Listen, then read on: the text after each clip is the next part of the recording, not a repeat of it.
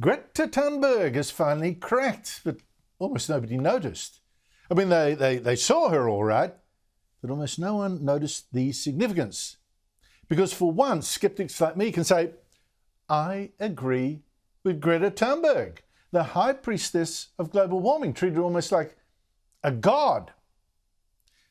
See, Thunberg has been arrested again, but this time by Norwegian police for protesting against wind farms. Not for them, but against them, these wind farms supposedly meant to save us from global warming disaster that Greta Thunberg has warned us of for years. In fact, she was dragged out feet first by police from outside Norway's Ministry of Finance, whose staff inside must have been wondering, Greta Thunberg, I mean, she's so famously angry and sour-faced and a global warming scold. Is she actually now playing the first joke of her life? I mean, how could Thunberg, of all people, hate wind farms? Didn't she say people were dying from global warming? Entire ecosystems were collapsing? Politicians had stolen her future with empty words instead of doing something now like, wind farms? Well, I do believe she did say all that. You have stolen my dreams and my childhood with your empty words. People are dying. Entire ecosystems are collapsing.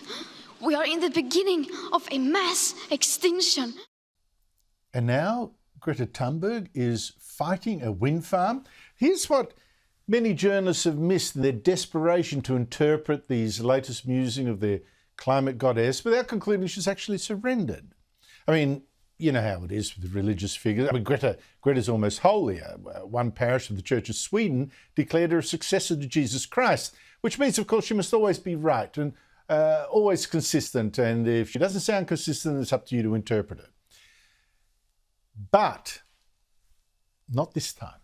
For the first time I can recall, Thunberg, who's now 238 weeks into a school strike for climate, wonder how that's going, is compromising. She is compromising. Now, of course, yes, these wind farms would power 100,000 Norwegian homes, but Thunberg's problem is that they're also going to be built on land used by reindeer herders from the Sami ethnic minority who think that their reindeer won't like the noise. I don't blame them. And Thunberg has backed the reindeer herders because right now, of course, race politics trumps green politics. Even the end of the world scare, race politics now comes first. And Greta, now that she's 20, has got to sort of move with the times, and she has. Indigenous rights, she now says. Indigenous rights. She said while she was arrested, by the way, holding a flag of the Sami people.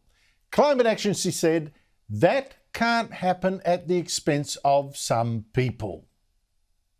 And to that I say, hallelujah. Greta, where have you been all my life? At last, that has been my point exactly. Always has been.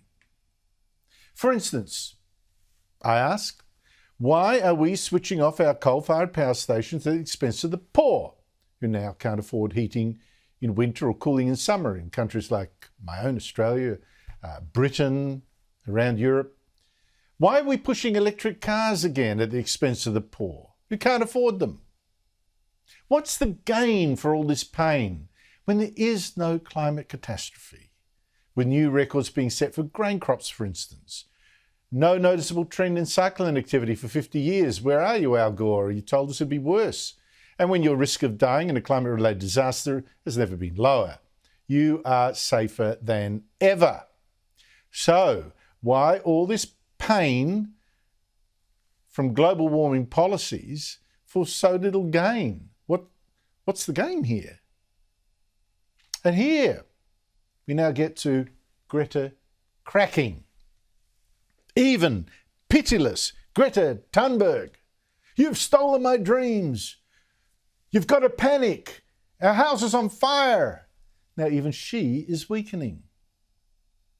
Now it's true that her concern today is for one indigenous tribe, but who might she next defend from these ghastly wind farms? I mean, surely she's not saying that only certain ethnic groups must stop the planet from frying. She's not racist, surely. It can't just be the Sami people who are excused from having to fight alongside us. Surely this can't be the Sami people that have had enough of these wind farm monstrosities. But for Thunberg, I reckon this transition, I mean, she's going to have to worry about more people as well being upset with that, or solar farms, panels all over the landscape, or electricity. She's going to have to feel some sympathy for other people, and this shift could be psychically difficult for her. Now, I don't want to get too personal, but she raises it herself. On her Twitter profile, she announces that she's an autistic climate justice activist. And her mother said her daughter's, as she called it, neuropsychiatric functional impairments are in fact a superpower. And Greta has agreed that this superpower of autism has helped her to think outside the box with clarity and without needing to really care about social codes, she says, or indeed seeing compromises. That is very common for people on the autism spectrum. And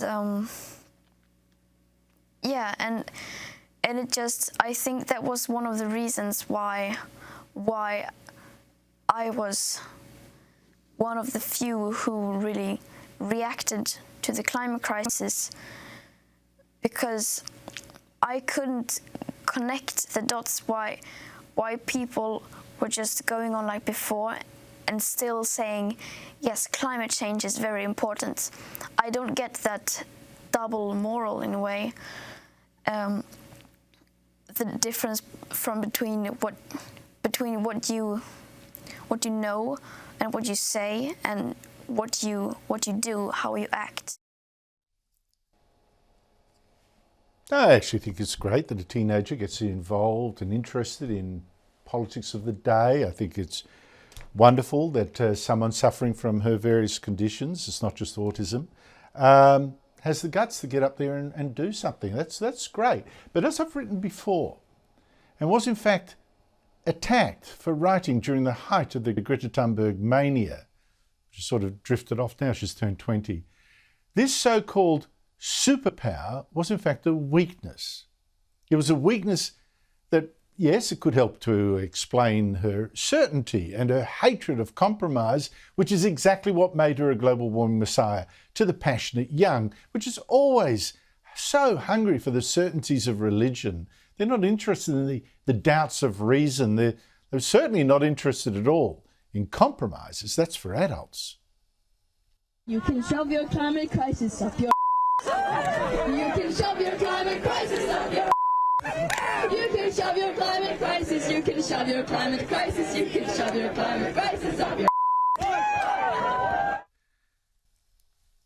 And Greta Thunberg made a big thing about mocking any attempt by politicians to compromise. She mocked politicians who had to wrestle with a very real problem that we're now seeing of cutting emissions without turning off the lights. Build back better, blah, blah, blah. Green economy, blah, blah, blah. Net zero by 2050, blah, blah, blah. Net zero by 2050, blah, blah, blah. Net zero, blah, blah, blah. Climate neutral, blah, blah, blah. So that was Greta Thunberg up to now. Yet today, this Greta Thunberg is saying that some people, Sami reindeer herders, just to start with, some people are actually right to prefer their way of life to supposedly stopping global warming.